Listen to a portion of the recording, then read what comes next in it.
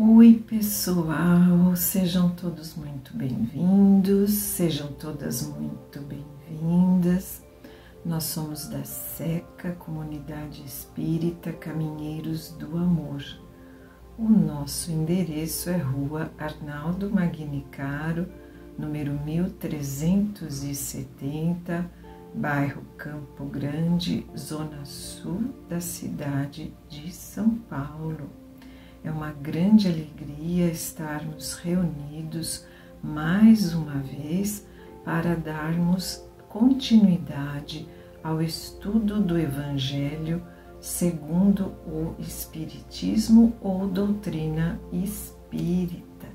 Hoje nós vamos iniciar um novo capítulo, que é o capítulo 15.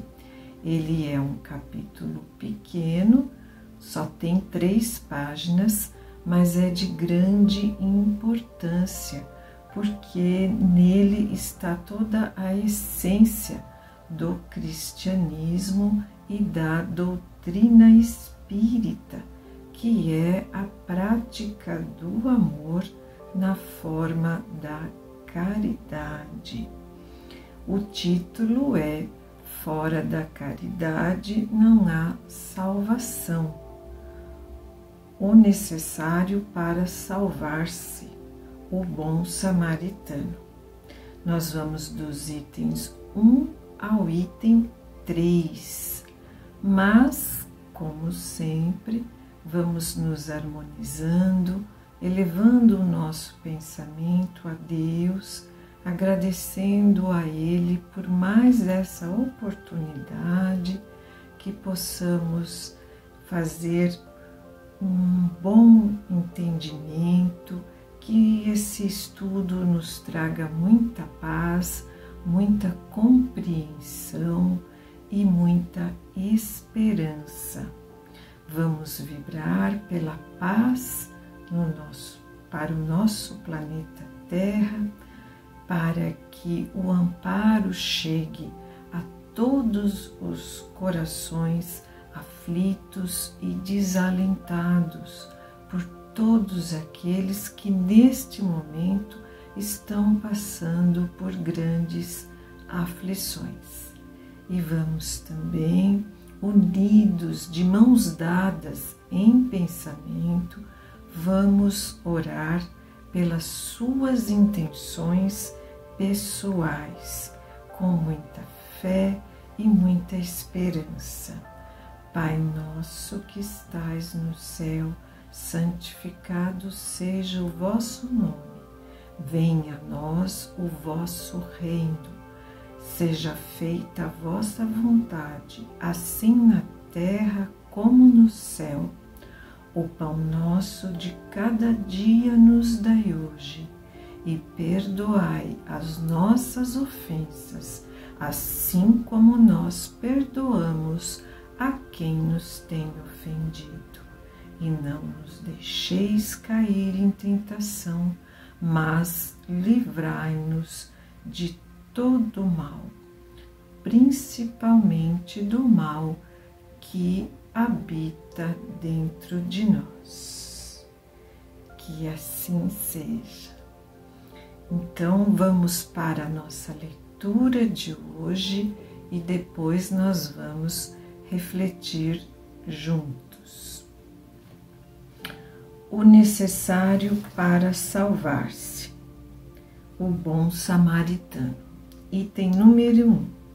Mas quando vier o Filho do Homem na sua majestade e todos os anjos com ele, então se assentará sobre o trono de sua majestade e serão todas as gentes congregadas diante dele, e separará uns dos outros, como o pastor que aparta dos cabritos as ovelhas, e assim porá as ovelhas à direita e os cabritos à esquerda.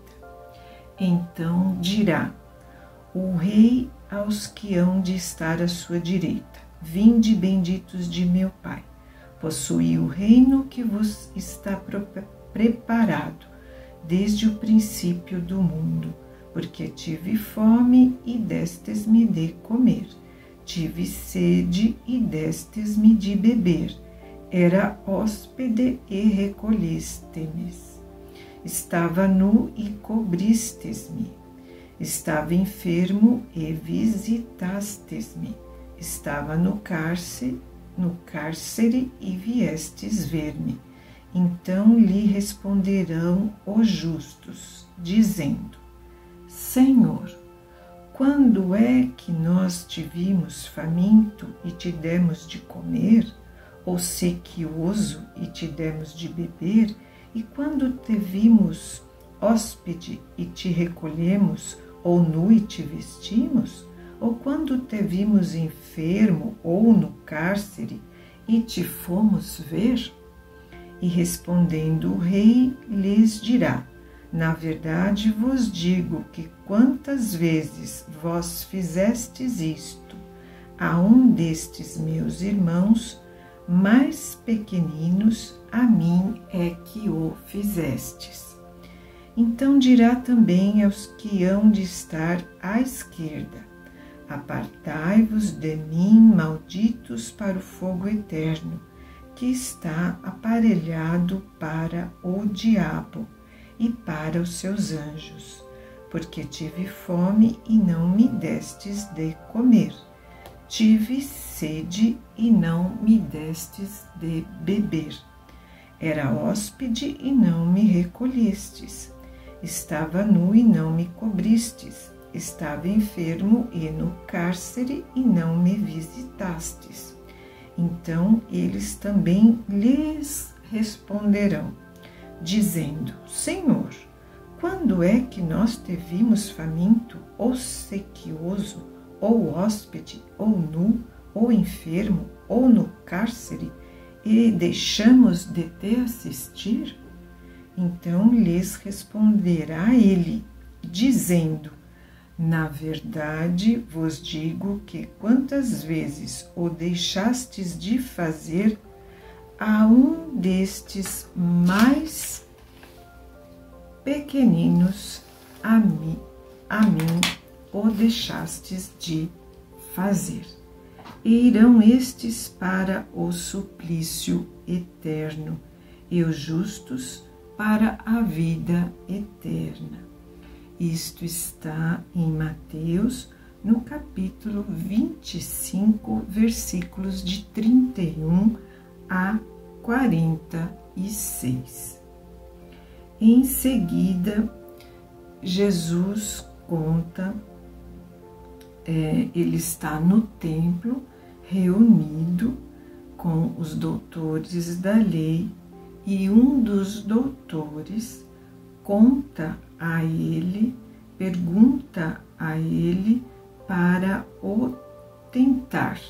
Então vejam aqui que é nesta passagem que Jesus conta a parábola do bom samaritano.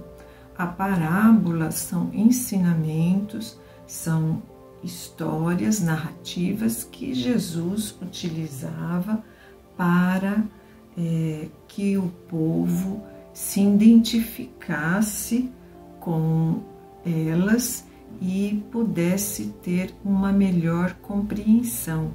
Jesus é mestre e educa.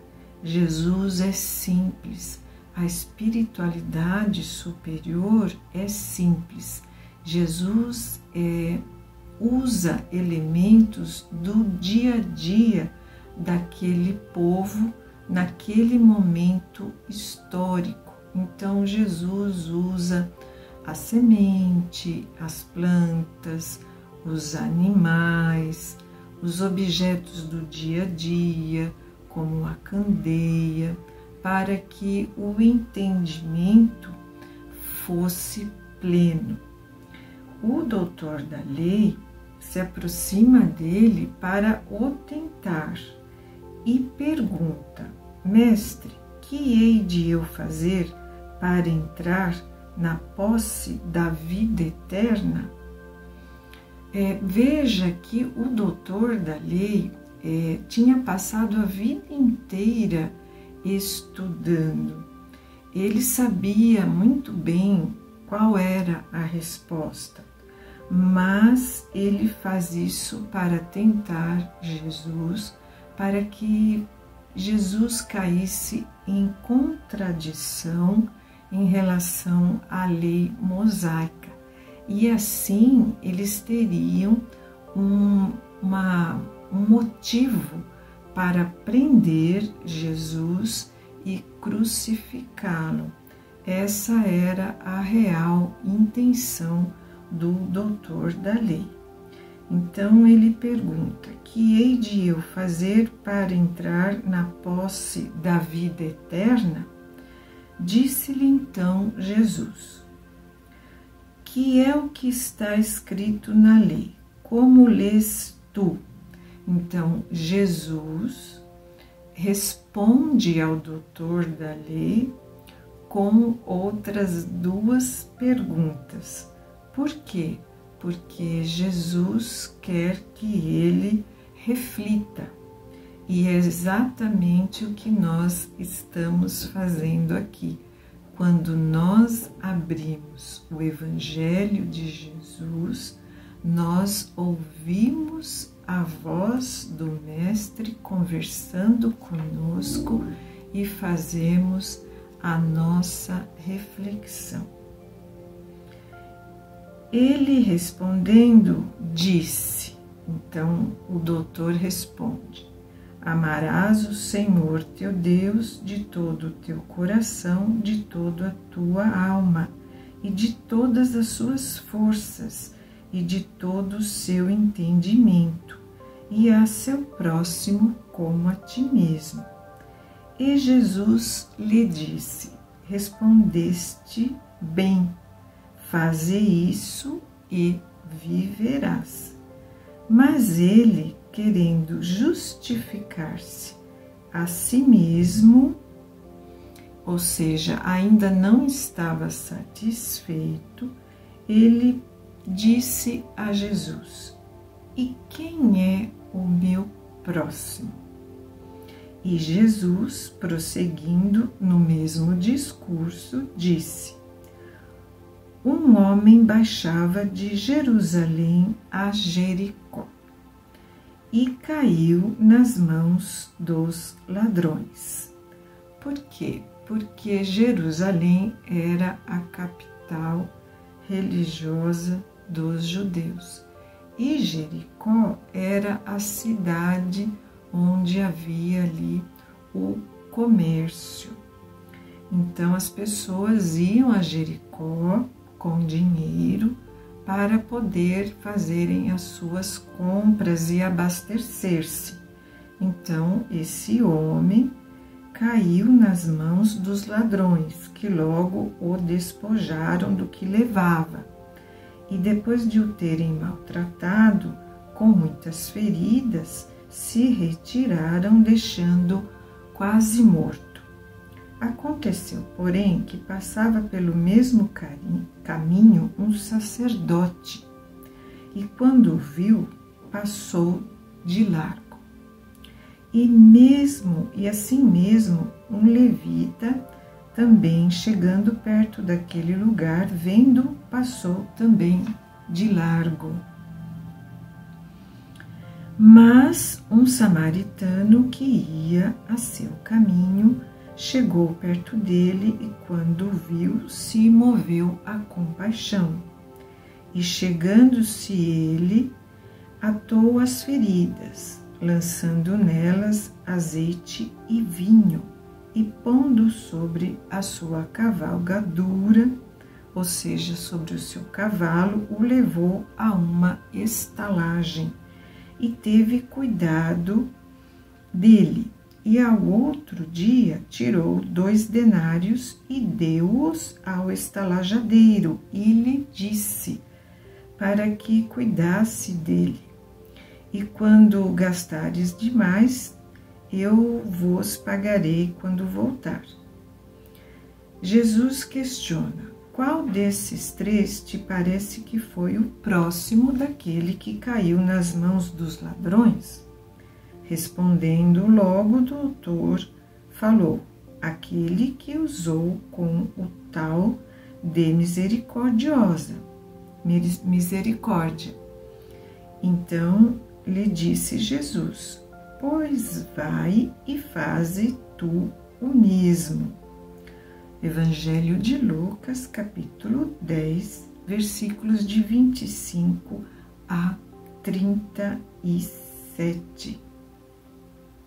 Jesus está na Samaria porque está indo a Jerusalém para a comemoração da Páscoa, mas ele sabe que ali ele terá o seu momento derradeiro, onde será preso e crucificado.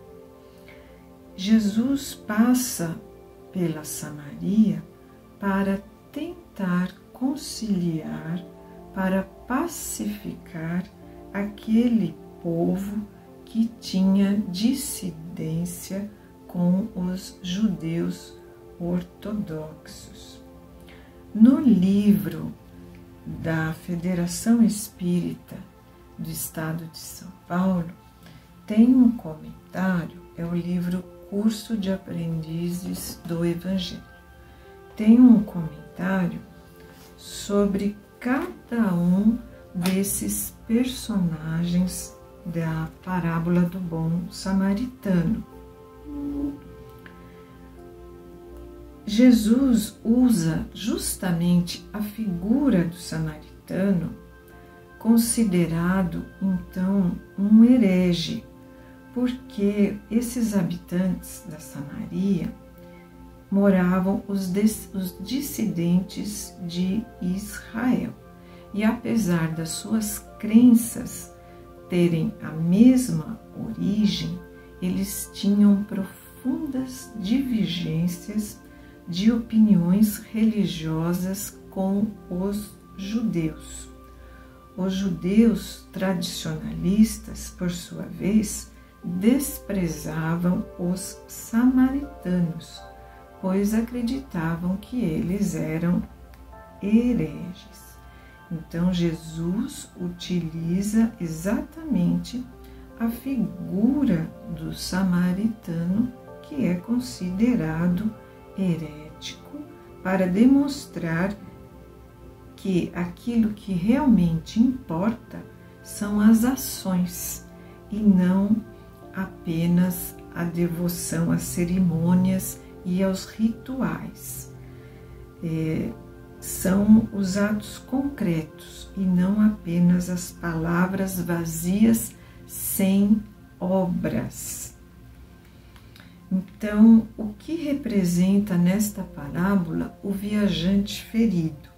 O viajante ferido representa o nosso próximo, significando qualquer pessoa que encontremos em nosso caminho, na nossa vida. Para ser considerado nosso próximo, não existe nenhuma condição. Ninguém deve ser excluído, nem por origem, etnia, classe social ou opção religiosa, porque nós oramos Pai Nosso.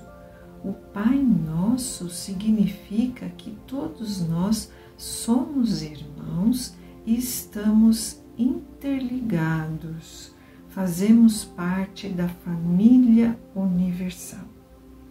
O sacerdote e o levita, por outro lado, de quem se esperava muito mais por terem conhecimento e se julgarem compromissados com a lei mosaica, deixaram de auxiliar o desvalido, abandonando a sua própria sorte, e voltaram para os seus cultos exteriores, ou seja, eles foram indiferentes ao sofrimento daquele homem que estava ali caído, quase morto. Então, eles preferiram apenas aparentarem que eram pessoas que estavam ali para amar a Deus sobre todas as coisas e ao próximo como a si mesmo. Eles viviam apenas para os seus cultos exteriores. E nós sabemos que a indiferença em relação ao sofrimento do próximo é uma crueldade. O sacerdote e o levita representam as pessoas que conhecem bem os princípios religiosos, admiram esses princípios em teoria, mas ainda se apresentam orgulhosos e egoístas, sem amor no coração. Evitam envolver-se em problemas que os afastem dos seus interesses pessoais. Então, o que importa para eles, em primeiro lugar, é a conveniência deles. Para eles, a religião não passa de prática exterior e não é vivenciada no dia a dia. O samaritano, ao contrário, teve uma postura completamente diferente. Encontrou alguém que ele não conhecia, um homem sem nome, um desconhecido. Não sabemos quem é o homem caído na estrada. E reconheceu nele de pronto um semelhante necessitado. Comovido, sentiu compaixão e o socorreu. Fez tudo o que estava ao seu alcance, tanto do ponto de vista material quanto do ponto de vista moral, porque ele se doou, ele doou o seu tempo, ele teve que interromper a sua viagem para socorrer o homem e levá-lo até a estalagem para que ele fosse tratado e se recuperasse. O ensinamento fundamental desta parábola é a prática incondicional da caridade, conforme expõe Allan Kardec. Jesus não faz, portanto, da caridade uma das condições da salvação, mas a condição única. Isso está aqui no nosso Evangelho. É preciso agir como o samaritano e enxergar em todos os semelhantes um irmão que sente, sofre e ama como nós, evitando assim os preconceitos e as discriminações. O próximo é qualquer pessoa que necessita da nossa ajuda, da nossa palavra, do nosso sorriso, do nosso estímulo, do nosso cuidado, da nossa proteção e da nossa solidariedade. Não importa que o próximo pense e seja diferente de nós. O que importa é nós termos a consciência de que somos todos irmãos e filhos do mesmo Pai. E para concluir, vamos terminar aqui a leitura do item número 3. Toda a moral de Jesus se resume na caridade e na humildade, ou seja, nas duas virtudes contrárias ao egoísmo e ao orgulho. Em todos os seus ensinamentos, Jesus mostra essas virtudes como sendo o caminho da felicidade eterna. Bem-aventurados, diz ele, os pobres de espíritos, quer dizer, os humildes, porque deles é o reino dos céus. Bem-aventurados os que têm o coração puro, os mansos e os pacíficos. Bem-aventurados os misericordiosos. Amai o vosso próximo como a vós mesmos.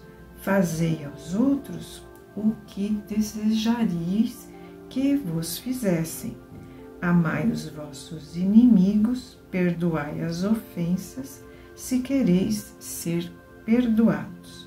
Fazei o bem sem ostentação, julgando a vós mesmos antes de julgar os outros. Humildade e caridade, eis o que não cessa de recomendar, e de que ele mesmo dá o exemplo. Orgulho e egoísmo, eis o que não cessa de combater. Mas ele faz mais do que recomendar a caridade, pondo-a claramente em termos explícitos, como a condição absoluta da felicidade futura. E desde já aqui encarnados, já colhemos desta felicidade, porque aquele que segue os mandamentos de Jesus, amando a Deus sobre todas as coisas e ao próximo como a si mesmo, já tem o seu fardo aliviado e recebe do Cristo a consolação e o amparo da divina providência.